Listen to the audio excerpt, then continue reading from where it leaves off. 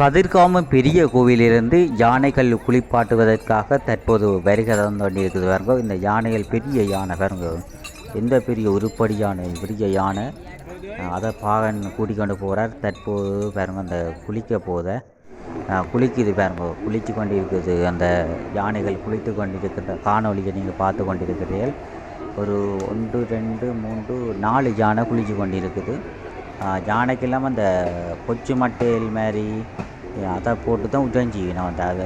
அது அந்த தோலை பெரிய தடிப்பான தோல் தானே, அப்போ அதுக்காண்டி இந்த யானைகளுக்கு கொச்சு மட்டைகள் போட்டு உடஞ்சி தான் அந்த அழுக்கை அகற்றுறவை.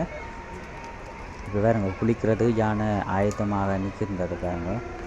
1 2 யானை இப்போ ஒளிம்பி நிற்கிது.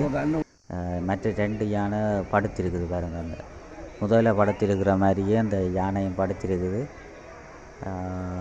யானைகள் இப்போ இந்த திமிரி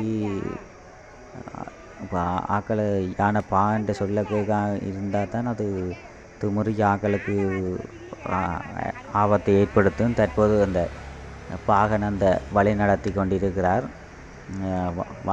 பாகன் அந்த அவர்கள் அந்த ஒரு ஆயுதம் வச்சு அதன் மூலம்தான் அதை அடக்குவினம். யானைகளை சொல்வழி கேட்குறதுக்கு தற்போது பேரும் குளித்து கொண்டு அங்கே மாணிக்க மக்களும் குளித்து கொண்டு இருக்கணும். அங்கே யானை குளிக்குது, அங்கே மக்களும் குளிக்கணும். பெருந்தான மக்கள் அந்த யானைகள் குளிக்கிற காணொலியை பார்ப்பதற்காக சிறுவர்கள் முதல் பெரியவர்கள் வரை பெருந்தான மக்கள் அந்த யானை குளிப்பாடுற இடத்துக்கு வந்து பார்த்து கொண்டிருக்கணும். இது கதிர்காம பெரிய கோவில் கோவிலுக்கு பக்கத்தில் இருக்கின்ற அந்த மாணிக்க காங்கேயன் யானைகளை குளிப்பாட்டுவதற்காக அந்த குளிப்பாட்டி கொண்டிருக்கணும். இதெல்லாம் அந்த சுவாமியும் கதிர்காம பெரிய கோவிலுடைய சுவாமி தீர்த்தமாடுறது. தற்போது பாருங்க குளிச்சுட்டு ஒரு யானை வந்து வெளியில் இருக்குது. அப்போ மக்கள் அதால் அந்த யானையின் தும்பிக்கை பக்கத்தால் கடந்து போய் கொண்டிருக்கணும். அதனை தொடர்ந்து பாருங்க கீழே அலம்பெறியணும் பாருங்க, முன்னால் போயிட்டு பின்னாலும் பெறியணும். மற்றவங்க பாருங்க அது பச்சை ஊழை போட்டிருக்கணும், சாப்பிட்டு கொண்டிருக்குது. ஆனால் இங்கே கோயிலில் இருக்கிற பழங்கள் எல்லாம் இந்த யானைகளுக்கு கொடுக்குறவ யானைகள் கோயில் யானை மாதிரி தான் அதை வழி கொடுக்குறவ சாப்பிடும் எல்லாம். இந்த பாருங்க அந்த யானைக்கு அந்த கரும்பு கொண்டு கொடுக்குற ஒரு ஐயா அந்த மக்கள் அந்த போய் வாராகையில் எல்லோரும் அது பல வகைகள் கரும்புகள் எல்லாம் கொடுத்து கொண்டிருக்கிறாங்க. அந்த கோயில் யானைன்றதால் எல்லா மக்களும் அதை ஒரு தெய்வமாக தான் வழிபட்டு கொண்டு அந்த கடந்தையெல்லாம் போய்கொண்டிருக்கணும் பாருங்கள். முன்பக்கத்தாலும் போய் பின்பக்கத்தாலும் அந்த யானையை கடந்து போய்கொண்டிருக்கணும். பெரிய தும்பிக்கையுடைய யானை பாருங்கள், அந்த பெரிய தும்பிக்கை பாகன்ற சொல்லு கட்டுப்பட்டு இதுக்கு நிற்கின்றது.